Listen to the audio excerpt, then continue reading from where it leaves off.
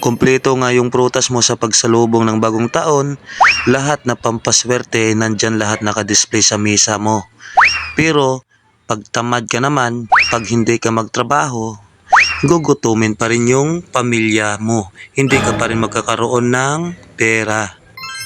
Yo, what's up mga idol? Araw ng linggo pero nagtatrabaho pa rin kami. Bali kasama ko pa rin dyan yung partner natin, si Winifredo Suarez alias JJ. Kasama din natin sa lahat-lahat na galaan, sa lahat na trabaho mga idol. Kaya binalikan namin ulit yung project namin ditong naiwan dito sa kabilang barangay. Kasi may naiwan kaming project dito mga idol.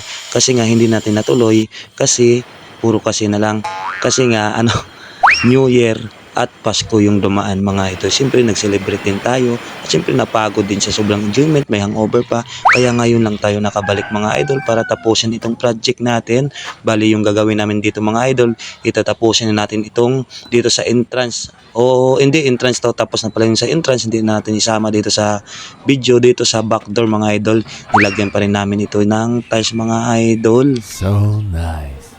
Kaya nga sa entrance ng video ko, ang sabi ko doon, kahit kompleto pa ng pampaswerte yung mesa mo, kahit kompleto pa yung prutas mo, pag tinamad ka naman o kung ayaw mo magtrabaho, tambay ka lang, wala ka pa rin mapapala mga idol. Walang swerte na lalapit sa'yo. Ikaw mismo hahanap ng swerte mo mga idol. Kaya ito, kailangan natin magtrabaho mga idol para magkapera mga idol. Ito na mga idol, naghalo na tayo dito ng adhesive na may halong simento. Yan yung gagamitin natin sa tiles mga idol. Kasi nga natapos na namin yung entrance ng back door. Dito na naman tayo sa may ilalim ng lababo mga idol. Ito yung tatapusin natin ngayong araw ng linggo. Kaya nga nagtutulungan pa rin kami dito ng partner ko mga idol para mas mabilis yung gawa namin.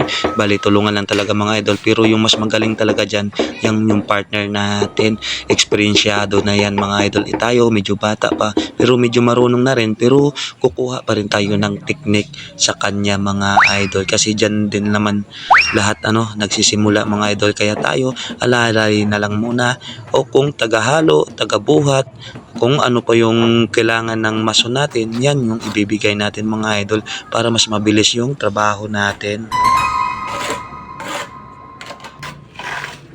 At medyo mahirap nga dito magkabit ng tiles dito o magsukat dito sa ilalim ng lababo mga idol, kasi medyo maliit yung espasyo, pero kailangan talaga natin gawin yan mga idol kasi nga yan yung pinasok natin trabaho.